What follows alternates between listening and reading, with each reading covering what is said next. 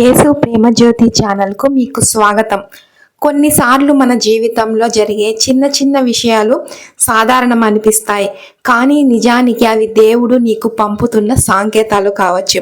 నువ్వు ఒంటరివి కాదు అని, నీ బాధ ఆయనకి కనిపిస్తుందని, నీ జీవితాన్ని మార్చే సమయం దగ్గరలోనే ఉందని దేవుడు చెబుతున్నాడేమో.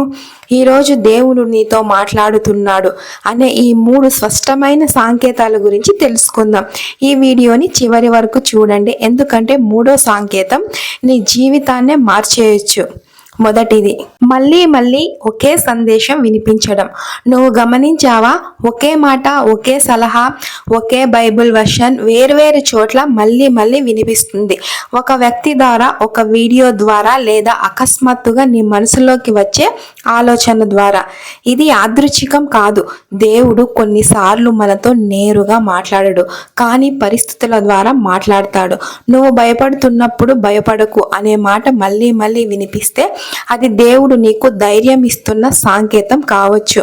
నువ్వు వదిలేయాలని అనుకున్నప్పుడు ఆగకు అనే సందేశం వస్తే అది దేవుడు ఇంకా నీ కోసం పని చేస్తున్నాడని అర్థం. కాబట్టి నీ జీవితంలో పదే పదే కనిపించే సందేశాలను నిర్లక్ష్యం చేయకు. రెండవది, అకస్మాత్తుగా వచ్చిన శాంతి. కొన్ని సమస్యలు ఎంత పెద్దగా ఉన్నా ఒకరోజు అకస్మాత్తుగా నీ మనసులో ప్రశాంతత వస్తుంది.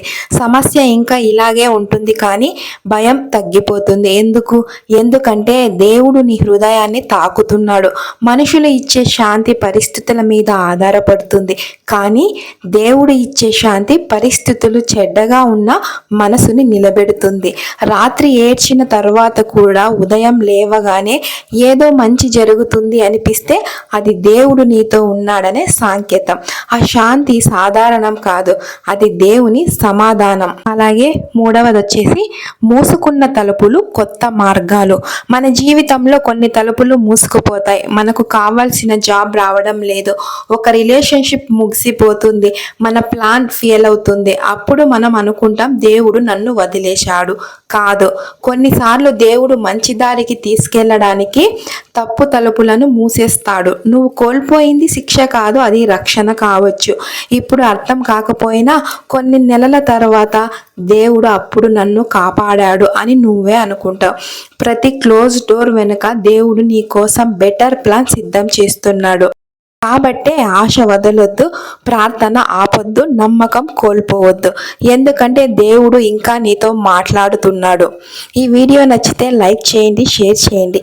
ఇలాంటి ఫెయిత్ వీడియోస్ కోసం సబ్స్క్రైబ్ చేయడం మాత్రం మర్చిపోవద్దు. God bless you. Praise the lord.